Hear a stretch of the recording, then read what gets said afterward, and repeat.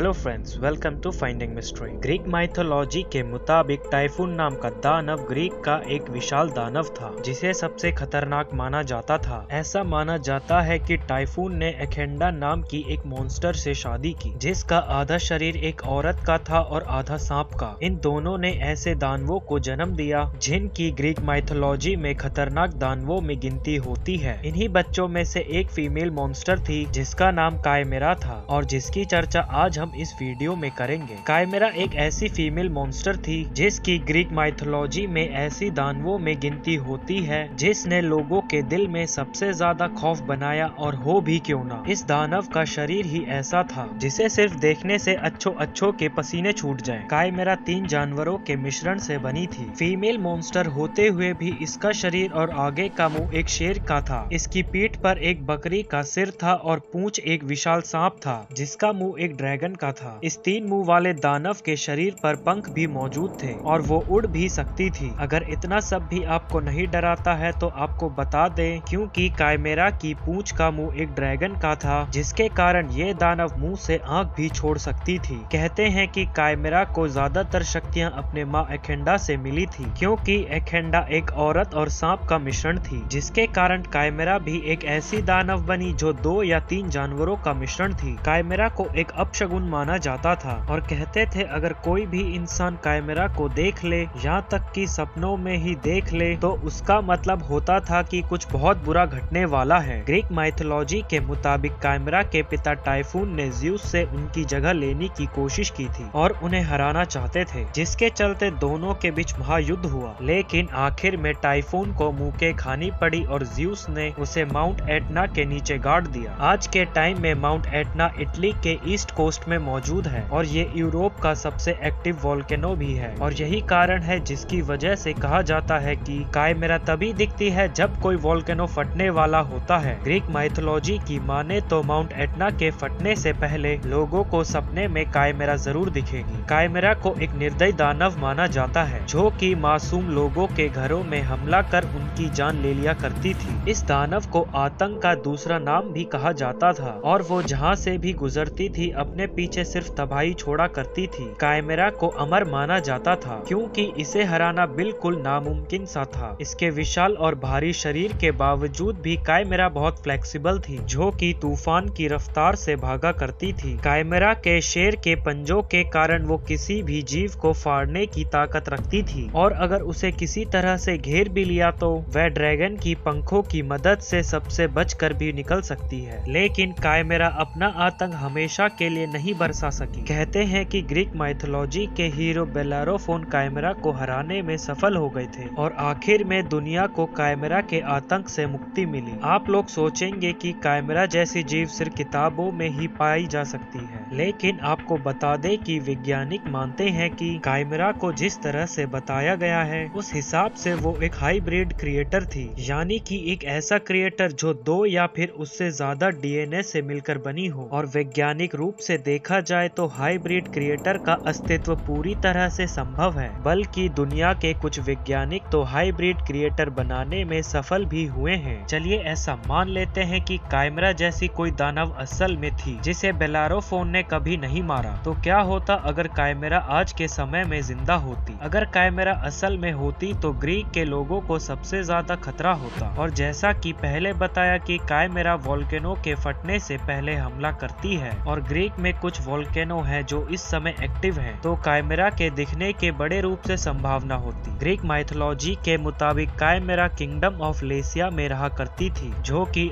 Turkey है, यानी कि वह या तो ग्रीक आइलैंड में दिखने को मिल सकती थी या फिर टर्की के किसी टाउन में। अगर ऐसा होता तो टर्की के रूरल एरियाज जहां ज्यादातर किसान रहते हैं उनकी संख्या कम हो जाती, क्योंकि कायमेरा उन लोगों को अपना शिकार बनाया करती थी जिनका काम किसी रूप से जानवरों से जुड़ा हो। कायमेरा की ताकत को ध्यान में रखते हुए टर्की सेना के कुछ बुलेट्स उसका कुछ खास बिगाड़ नहीं पाएगी और क्योंकि वह अपने मुंह से आग भी फेंका करती थी तो उसे आग की मदद से मारना भी नामुमकिन होता। टर्की को दूसरे ताकतवर देशों की मदद लेनी पड़ती, लेकिन जैसे ही दूसरे देशों के वैज्ञानिकों को कायमेरा जैसे जीव के बारे में पता चलता तो वह उसे मारने के बजाय उसे जिंदा पकड़ने की इच्छा जताते ताकि वह एक ऐसे अनोखे के हाइब्रिड क्रिएटर के बारे में पढ़ सके, जिसका मुंह शेर का हो, जो उड़ सकती हो और आग भी फेंकने की क्षमता रखती हो। दोस्तों आज की वीडियो में बस इतना ही। आपसे फिर मुलाकात होगी हमारी अगली वीडियो में। आज की ये वीडियो आपको कैसी लगी हमें कमेंट सेक्शन में कमेंट करके बताएं और ऐसे ही इंटरेस्टिंग वीडियोस के लिए हमारी वीडियो को लाइक शेयर करें। अगर आप हमारे चैनल में नए हो तो चैनल को सब्सक्राइब करें और बेल आइकन को दबाएं, जिससे हमारी वीडियोस की नोटिफिकेशन आपके पास जल्द से जल्द पहुंचेगी।